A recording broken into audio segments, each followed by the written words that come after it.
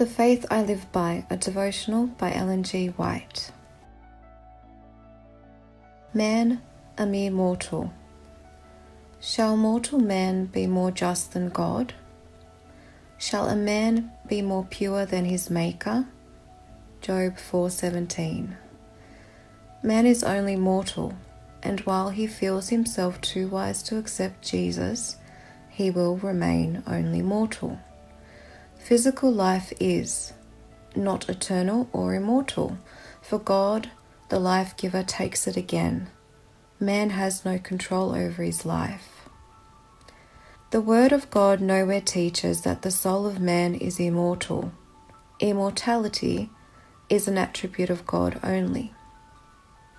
Upon the fundamental error of natural immortality rests the doctrine of consciousness in death, a doctrine like eternal torment, opposed to the teachings of the Scriptures, to the dictates of reason, and to our feelings of humanity.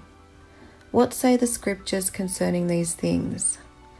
David declares that man is not conscious in death. His breath goeth forth, he returneth to his earth, in that very day his thoughts perish. Psalm 146:4. When in answer to his prayer, Hezekiah's life was prolonged 15 years. The grateful king rendered to God a tribute of praise for his great mercy. In this song, he tells the reason why he thus rejoices. The grave cannot praise thee, death cannot celebrate thee.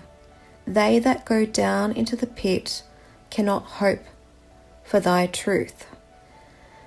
The living, he shall praise thee, as I do this day. Isaiah 38:18-19. Popular theology represents the righteous dead as in heaven, entered into bliss, and praising God with an immortal tongue.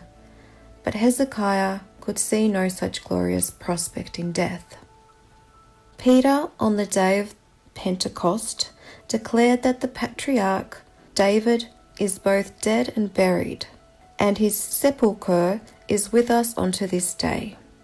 For David is not ascended into the heavens. Acts 2:29-34.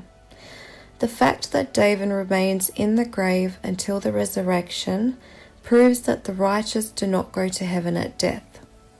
It is only through the resurrection and by virtue of the fact that Christ has risen that David can at last sit at the right hand of God.